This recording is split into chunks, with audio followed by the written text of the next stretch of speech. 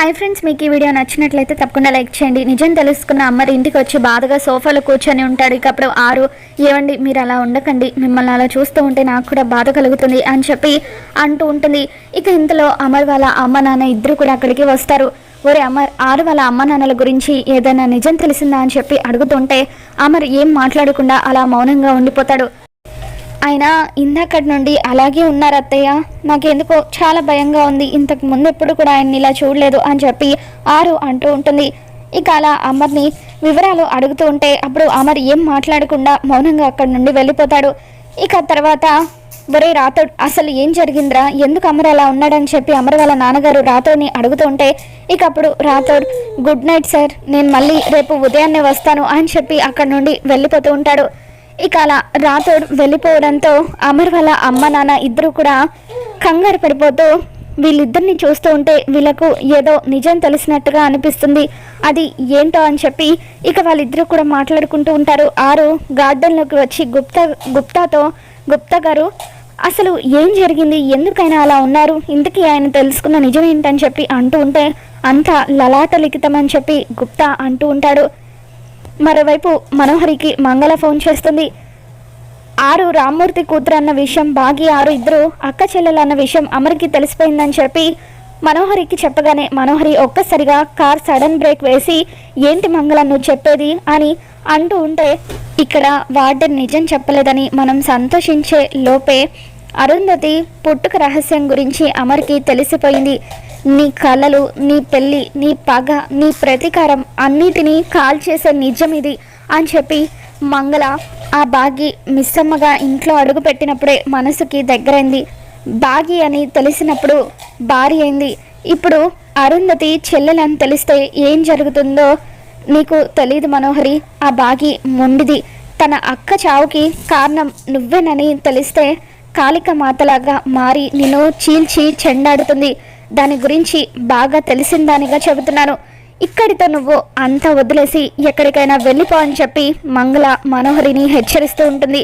ఇక అప్పుడు మనోహరి, ఇక చాలు ఆపు, ఎక్కడికి వెళ్ళేది, అది నా ఇల్లు, అమర్ నా భర్త, అది నా కుటుంబం, నేను అన్నిటిని వదిలేసి వెళ్ళిపోతానని ఎలా అనుకున్నావు మంగళ? అయినా నీకు నేను డబ్బులు ఇచ్చేది ఇన్ఫర్మేషన్ ఇవ్వడానికే, అంతేకాని ఇలాంటి సలహాలు ఇవ్వడానికి కాదు. నా దారికి అడ్డొచ్చిన వాళ్ళను ఎవరిని కూడా నేను విడిచిపెట్టను. అది ఆ ముసలోడైనా, ఆ బాగి అయినా, ఎవరైనా సరే, వాళ్ళందరి అడ్డు తొలగించుకొని నేను అమర్ని సొంతం చేసుకుంటాను అని చెప్పి మనోహరి అంటూ ఉంటుంది. ఇక మంగళ ఫోన్ పెట్టేసిన తర్వాత అమర్కి ఇప్పుడు బాగి ఆరు చెల్లెలని తెలిసిపోయింది కాబట్టి దాన్ని ఇకపై మరింత ప్రేమగా చూసుకుంటాడు. అది అమర్కి దగ్గరైపోతుంది. అప్పుడు ఆ ఇంట్లో నా స్థానం పడిపోతుంది. అదే కనుక జరిగితే ఇక అమర్ ఎప్పటికీ కూడా నా సొంతం కాలేడు. ఏదో ఒకటి చేసి ఆ బాగిని అమర్కి దూరం చేయాలి.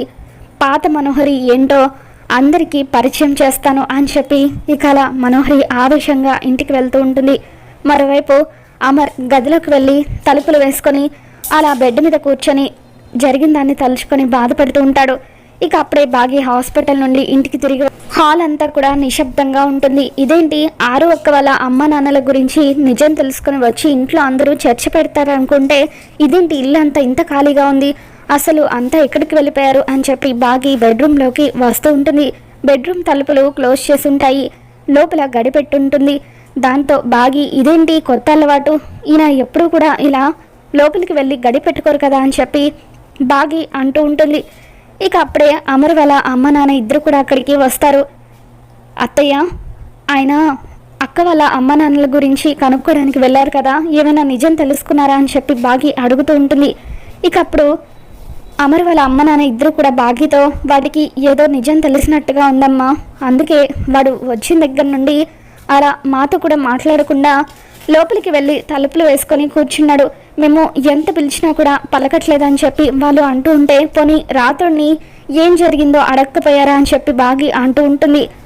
రాముడి ఆజ్ఞ లేనిది ఆంజనేయుడు ఏమీ చేయడు కదమ్మా, అలాగే అమర్ ఆజ్ఞ లేకుండా రాత్రుడు కూడా ఏమీ చేయడు అని చెప్పి అమర్ వాళ్ళ అమ్మ నాన్న వాడి మూడ్ సెట్ అయ్యేంత వరకు వాడు అలాగే ఉంటాడు, ఆ తర్వాత వాడే బయటకు వచ్చి నిజం చెబుతాడులేమ్మా అని చెప్పి వాళ్ళు అంటూ ఉంటారు. సరే అత్తయ్య, అయితే ఈ రోజుకి నేను ఆ గదిలో పడుకుంటాను అని చెప్పి బాగి అక్కడి నుండి వెళ్ళబోతూ ఉంటుంది. ఇక అప్పుడు అమర్ తనలో తాను ఈ విధంగా మాట్లాడుకుంటూ ఉంటాడు. నాకు తెలిసిన నిజాన్ని నీకు ఎలా చెప్పమంటావు బాగి? మీరు ఎంతగానో ఎదురు చూస్తున్న ఆ కలగానే మిగిలిపోతుందని నేను మీతో చెప్పలేను. చావు పుట్టుకుల మధ్య ఆరు చితికిపోయిందన్న నిజాన్ని నేను మీ ముందు బయట పెట్టలేను అని చెప్పి అలా అమర్ ఎంతగానో బాధపడుతూ అలా తన చేత్తో డోర్ని కొడతాడు. ఇక అలా డోర్ దగ్గరికి అమర్ వచ్చాడన్న విషయం ఆ సౌండ్ విని బాగీకి అర్థమవుతుంది. బాగి కూడా అటువైపున తలుపు దగ్గర నిలబడి, ఏమండి మీరు ఇక్కడే ఉన్నారన్న విషయం నాకు తెలుసు. మీరు ఏ నిజాన్ని తెలుసుకున్నారో నాకు తెలియదు, కానీ ఆ నిజం మిమ్మల్ని ఎంతలా బాధ పెట్టిందో నేను అర్థం చేసుకోగలను. అందుకే మీరు ఇంతలా బాధపడుతున్నారు. ఒక్కటి మాత్రం నిజం, జరిగింది మనం మార్చలేము, జరగబోయేది కూడా మనం మార్చలేము, అలాగే జరుగుతున్న దాన్ని కూడా మనము ఏమీ చేయలేము. మీరు బాధపడకండి అని చెప్పి ఇక అలా బాగి అమర్కి ధైర్యం చెబుతూ ఉంటుంది. ఇక అలా బాగి కూడా ఆ తలుపుకి ఆనుకొని అమర్ని తలుచుకొని బాధపడుతూ ఉంటే ఇక బాగిని తలుచుకొని తలుపు అవతల వైపు అమర్ బాధపడుతూ ఉంటాడు. తర్వాత రోజు ఉదయాన్నే అమర్ వాళ్ళ ఇంటికి మనోహరి భర్త వస్తాడు. ఇక మనోహరి భర్తను చూడగానే గార్డెన్లో ఉన్న ఆరు షాక్ అవుతుంది. ఇదేంటి మనోహరి భర్త డైరెక్ట్గా ఇంటికి వచ్చాడు? ఇంతకుముందు ఇతను నైట్ టైం కానీ మాస్క్ పెట్టుకుని కానీ వచ్చేవాడు, కానీ ఈరోజు ఇలా డైరెక్ట్గా మా ఆయన ఇంట్లో ఉన్న టైం చూసి వచ్చాడేంటి అని చెప్పి ఆరు కంగారు పడిపోతూ ఉంటుంది. ఇక అప్పుడు రణవీర్ని చూడగానే రాతోడు గుర్తుపట్టి, రే నువ్వా, ఎందుకు వచ్చారా, మర్యాదగా వెళ్ళిపో అని చెప్పి అంటూ ఉంటే, నేను ఒకసారి అమర్ గారిని కలవాలని చెప్పి రణవీర్ అంటూ ఉంటాడు. ఏంటి మా సార్తో నీకేం పని, మర్యాదగా ఇక్కడ నుండి వెళ్ళురా అని చెప్పి అలా చేయి చేసుకోబోతూ ఉంటే పక్కనున్న లాయర్, సార్ ఒక్క నిమిషం అతను చెప్పేది వినండి అని చెప్పి రాతోడిని ఆపుతూ ఉంటాడు. ఇక అప్పుడు రణవీర్ కూడా రాతోడు చేయి పట్టుకొని, ఆగండి, నేను సమరం చేయడానికి రాలేదు, సంధి చేసుకోవడానికి వచ్చాను, వెళ్ళి ఒకసారి సార్ని పిలవండి అని చెప్పి అంటూ ఉంటాడు.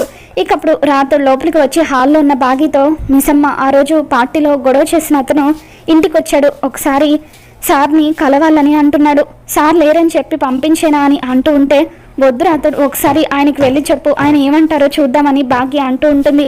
రాతోడు డోర్ కొట్టి అమర్ని పిలిచి, సార్ పార్టీలో గొడవ చేసిన అతను మీతో మాట్లాడాలంటున్నాడు, ఒకసారి రండి సార్ అని చెప్పి అంటూ ఉంటే, అమర్ పద అని చెప్పి ఇక రాతోడితో కలిసి వస్తూ ఉండగా హాల్లో ఉన్న బాగి వైపు అమర్ అలా చూస్తూ ఉంటే బాగి కూడా అమర్ని చూస్తూ ఉంటుంది. ఇద్దరు కూడా కళ్ళతోనే మాట్లాడుకుంటూ ఉంటారు.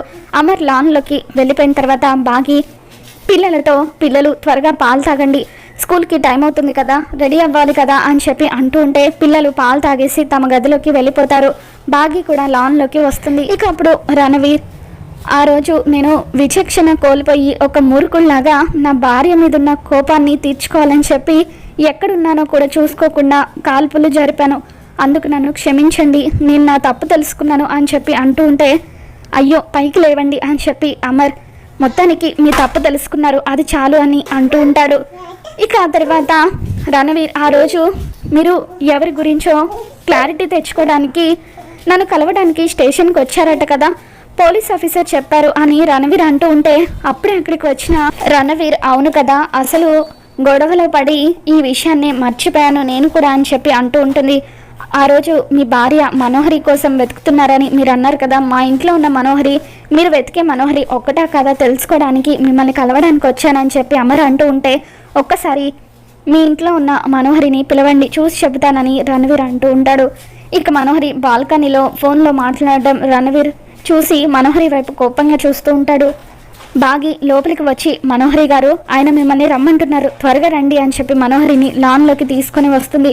ఇక అప్పుడు మనోహరిని చూడగానే రణవీర్, తనే నా భార్య మనోహరి అని చెప్పి అలా మనోహరి వైపు చూపిస్తూ ఉంటే అమర్తో పాటు అంతా కూడా షాక్ అవుతూ ఉంటారు. మరి ఈ వీడియో మీకు నచ్చినట్లయితే తప్పకుండా లైక్ చేయండి.